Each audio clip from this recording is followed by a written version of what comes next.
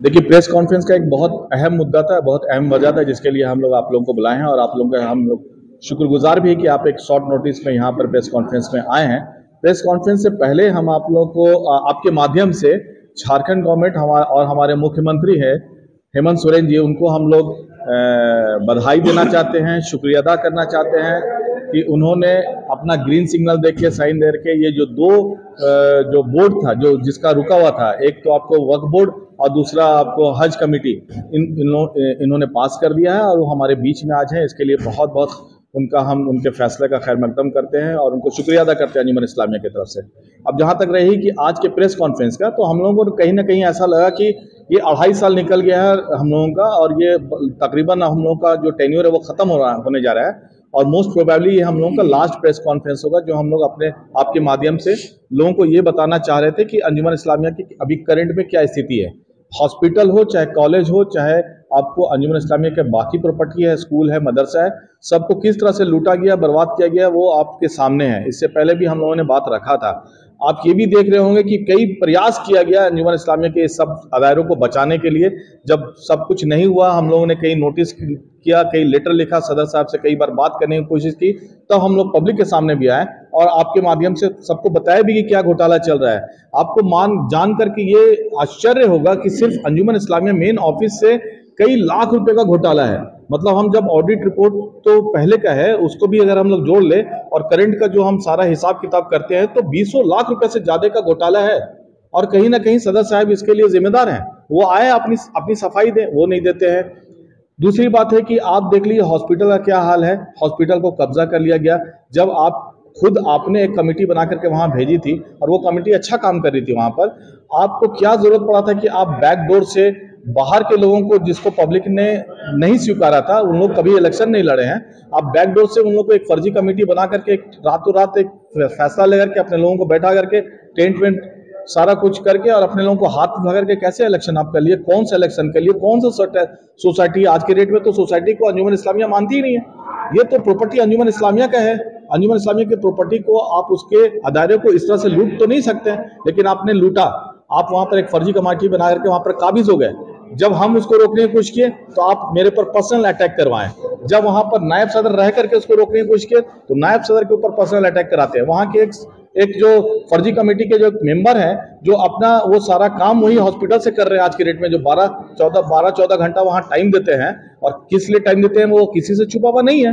ठीक है, सारा काम वही करेंगे, टेंडर वही उठाएंगे, 10 का 20 वही करेंगे और घोटाला भी वही करेंगे, चाहे वो सर्टिफिकेट घोटाला हो, चाहे वो अभी अल्ट्रासाउंड में जो घोटाला हुआ है, पैसों का हेरा फेरी हुआ, वो भी वही करेंगे। और उसका गांच गिराते किसके ऊपर? ये लोग कर्मचारी के ऊपर। एक कर्मचारी को पहले हटा दिया गया, एक कर्मचारी जो अल्ट्रासाउंड में था वो उसको भी हटा दिया गया है प्रेशर डाल करके उसके ऊपर। तो खैर, ये सारी चीजें जो हो रही है, जिस तरह से लूटा जा रहा है अंजुमन इस्लामिया के सारे प्रॉपर्टी को, अदारे को, ये आपके सामने लास्ट बारी आपके माध्यम से हम लोग ये रख रहे हैं कि अभी भी वक्त है। अगर आप लोग नहीं संभालिएगा अंजुमन इस्लामिया को तो अंजुमन इस्लामिया पूरी तरह से लूट जाएगा, बिक जाएगा, बर्बाद हो जाएगा।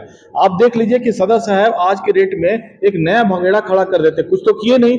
अब है कि गरीबों को जो मदद मिलता था अंजुमन इस्लामिया से, सालों साल से ये मदद अंजुमन इस्लामिया से इलाज के लिए हॉस्पिटल से वहां के ज़कात फंड के द्वारा मरीजों को दिया जाता था। वो सब जानते हैं इस चीज को।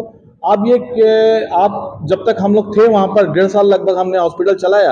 हम हॉस्पिटल से ज़कात फंड से लोगों को मदद, जितने लोग आते थे वहां पर मदद किया गया। हम थे, नौशाद भाई आपको बताएंगे बेहतर।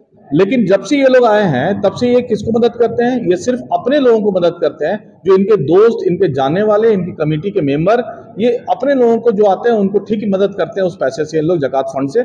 लेकिन अगर कोई बाहर से कोई गरीब मजलूम जो जरूरतमंद है, जिसको सही में जरूरत है, जिसको हम भी लिख करके देते हैं कि हम जानते हैं इस आदमी को, इसको दिया जाए ज़कात फंड से पैसा, उसको आप पैसा नहीं दे करके और एक नया लड़ाई खड़ा कर देते हैं समाज में कि ये पैसा आपको अंजुमन इस्लामिया से मिलेगा। भाई, हमारे पास ऐसा कौन सा फंड है? आप तो यहाँ पर इससे पहले महासचिव थे, आज आप अध्यक्ष हैं। आप बताइए कि अंजुमन इस्लामिया के पास कौन सा ऐसा फंड है जिससे अंजुमन इस्लामिया में अपने रेजुलेशन के लेकर के पास किया हुआ है कि कोई भी फरियादी आपके पास लेटर लेकर के आता है तो आप सिर्फ सचिव उसमें और सदर उसमें साइन करके उसको पैसा दे सकता है?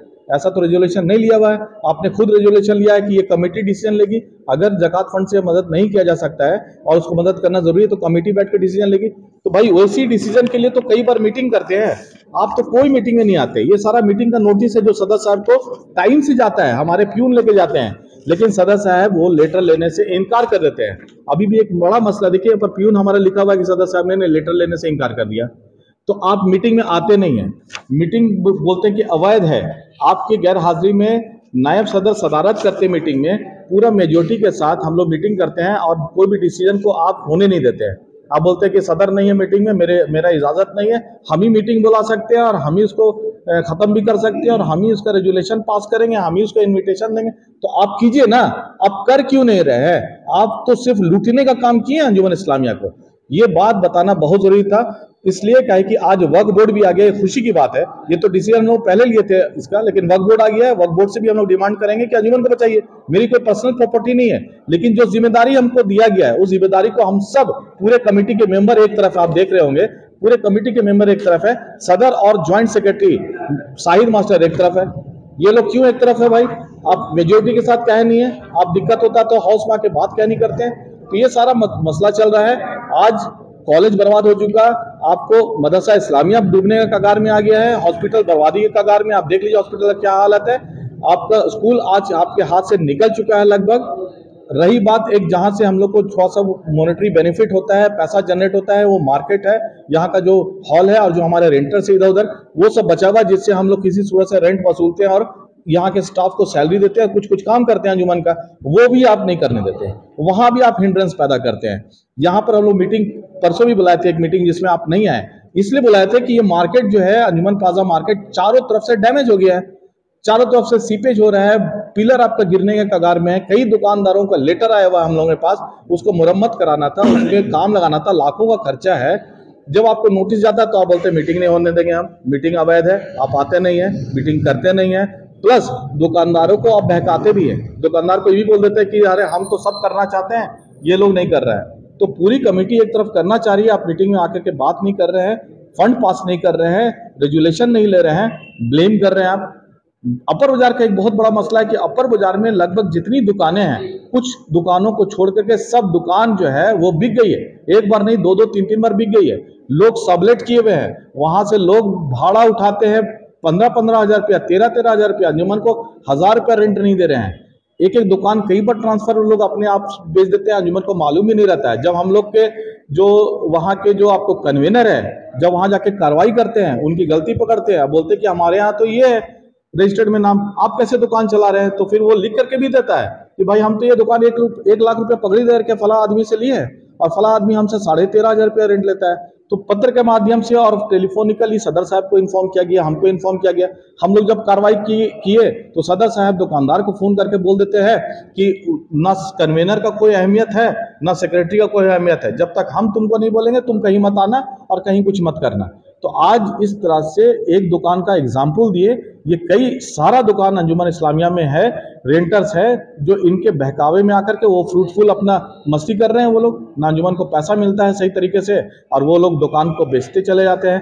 अंजुमन प्लाजा मार्केट का आपको बता रहे हैं कि सदर साहब अपने भाई के नाम से तो अपने किसी और के नाम से कई दुकान लिए हुए हैं।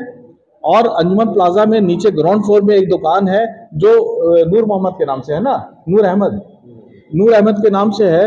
वो हम लोग सब जानते हैं, सब लोग जानते हैं कि वो सदर साहब का दुकान है और सदर साहब उस दुकान को डिवाइड करके 2 भाग में बांट करके दोनों में रेंट लगा दिए। आप सबलेट भी करते हैं, प्लस आप बिना इजाजत के आप उसको दुकान को जो वक्फ की प्रॉपर्टी है, अंजुमन की प्रॉपर्टी है, उसको कैसे अपने मर्जी से 2 दुकान बना दिए। और ये भी हम लोग को मालूम चला है सूत्रों के हिसाब से, ये सब कंफर्म न्यूज नहीं है, लेकिन इंशाल्लाह वो भी हम लोग को डिटेल्स मालूम चल जाएगा। अभी हम लोग नोटिस भेज रहे हैं कि एक दुकान सामने वाला को बेच दिए है, उनका किराया भी बाकी है, प्लस उनका एक और दुकान है जो बिलाल के नाम से हमारे यहाँ, मोहम्मद बिलाल के नाम से हमारे यहाँ रजिस्टर्ड है, उसका डीलिंग सदर साहब किसी से 4 लाख लेकर के, एक चार्टेड अकाउंटेंट है, उसको बेच दिए दुकान। तो इस तरह का खरीद फरोख्त तो कई बार कर चुके हैं। तो पूरी तरह से आप यहाँ से इंजॉय कर रहे हैं, आपको जितना कमाना था कमा लिया, अब आपको कमाने नहीं दिया जा रहा है तो आप दुश्मनी निकाल रहे हैं। एक बार तो इन्होंने पूरा मार्केट का जो मैरिज हॉल है इसको कब्जा करने के नियत से यहाँ पर अटैक करवा दिया, मेरे ऊपर पूरी तरह से अटैक कराया गया यहाँ पर मेरे ऊपर। और उसके बाद अटैक कराने के बाद उसके बाद आप देख लीजिए कि क्या हालत है। तो आप कोई काम करते नहीं, कोई काम करने नहीं देते हैं, ब्लेम लगाया जाता है कि नायब सदर जो है वहाँ का सेक्रेटरी बनना चाहता था। हॉस्पिटल का। अरे कौन सा बेवकूफ आदमी है वो जो ये बात बोलता है? उसकी अपनी क्या हैसियत है? वो तो खुद अपना रोजी रोटी खोजा हुआ है अंजुमन इस्लामिया हॉस्पिटल में। ये तो इलेक्टेड वाइस प्रेसिडेंट है अंजुमन इस्लामिया के। इससे पहले तो आप मेरे ऊपर इल्जाम लगाते थे कि ये कॉलेज का वो सेक्रेटरी बनना चाहता था। अरे ये सब क्या मजाक का बात करते हैं भाई? हम महासचिव हैं अंजुमन इस्लामिया के। जितना भी आपको दायरा होगा और अगर वहां कोई सचिव रहेगा तो वो सचिव हमको रिपोर्ट करेगा। तो ये बचकाना वाली बात, आप अपना एक इजी स्केप लेते हैं कि हम इसको बोल करके दूसरे को ब्लेम करके हम निकल जाएंगे। आपने कई बार कितना घोटाला किया हुआ है हम तो सामने लाए पब्लिक के सामने। आप क्यों नहीं आके जवाब देते हैं? आप क्यों नहीं आके सारा कुछ क्लियर करते हैं कि ये पैसा कहाँ है? तो इस तरह का जो घोटाला हुआ है, इस तरह का जो पूरे अंजुमन इस्लामिया को बर्बाद किया गया है, हॉस्पिटल को लूटा गया है और कॉलेज को बर्बाद किया गया है। आज दुकानों में कब्जा किया जा रहा है, दुकानों को बर्बाद किया जा रहा है, रेंटर्स को बहकाया जा रहा है, काम नहीं करने दिया जा रहा है। ये आवाम के सामने ये आखिरी बार हम लोग आकर के कह रहे हैं कि ये प्रॉपर्टी अंजुमन इस्लामिया के महासचिव की नहीं है। हमको एक जिम्मेदारी दी गई थी, उसको हम लोग निभा रहे थे। ना ही ये नायब सदर की, ना ही मेंबर्स की, सब लोग अपनी जिम्मेदारी हम लोग निभा रहे हैं। लेकिन आज अगर पब्लिक नहीं जागेगी, आज अगर कोई एक्शन नहीं लिया जाएगा या फिर जो वक्फ बोर्ड बना है वो एक्शन अगर नहीं लेगा तो ये अंजुमन इस्लामिया पूरी तरह से बर्बाद हो जाएगा, खत्म हो जाएगा। गुजारिश है आपके माध्यम से लोगों पे कि जागिए, सच्चाई जो है वो आपके सामने रख दी गई है, आप उस पर आकर के बात कीजिए और अगले को भी बोलिए कि अपना पक्ष रखे, और नहीं तो जवाब दे कि ये पैसा है कहाँ, ये सारे घोटाले कैसे हो गए अंजुमन में, और अंजुमन का इदारा को जो इलेक्टेड मेंबर्स थे उनको हटा करके बाहर के लोगों को आप ला के काम क्यों करना चाहते हैं? क्यों अंजुमन को इस तरह से बदनाम कर रहे हैं? तो ये सारी बातें तो एक फिक्र को लेकर के हम ये लास्ट आज हम लोग प्रेस कॉन्फ्रेंस किए। इसके बाद इंशाल्लाह हम लोग प्रेस कॉन्फ्रेंस नहीं करेंगे। पूरी चीज़ बातें तारिक साहब ने बता दी। सिर्फ एक बात हम आपसे कहना चाहेंगे कि अल्हम्दुलिल्लाह वक्फ बोर्ड का गठन हो गया। वक्फ बोर्ड को हमने लेटर दे रखा है कि पूरे मार्केट में, पूरे वक्त की प्रॉपर्टी में घोटाले हो रहे हैं, अपर बाजार मार्केट में धोखाधड़ी हो रहा है और भ्रष्टाचार हो रहा है, किराए पे दुकान को दिया जा रहा है। अब वक्फ बोर्ड एक्शन ले, और ये प्रूफ है मेरे पास जो मंजूर अहमद ने अपने हाथों से लिख के दिया है गवाह के तौर पे कि मैं 1 लाख रुपए एडवांस दिया हूँ और 13,000 रुपया 500 रुपया किराया दे रहा हूँ, जबकि अंजुमन इस्लामिया का किराया मात्र 1,040 रुपया आ रहा है। इसका मतलब है कि अपर बाजार मार्केट का दुकान का किराया लगभग 13 से 15,000 रुपया है। वो अंजुमन इस्लामिया तमाम दुकानदारों को बैठा के नए एग्रीमेंट करके इसका किराया वसूलने का काम करे, और ये सदर मोहतरम से हम खास करके बोलेंगे, और अगर ये नहीं करेंगे तो फिर हम लोग ज़्यादा एक्शन पे आएंगे। बस यही बोलना है।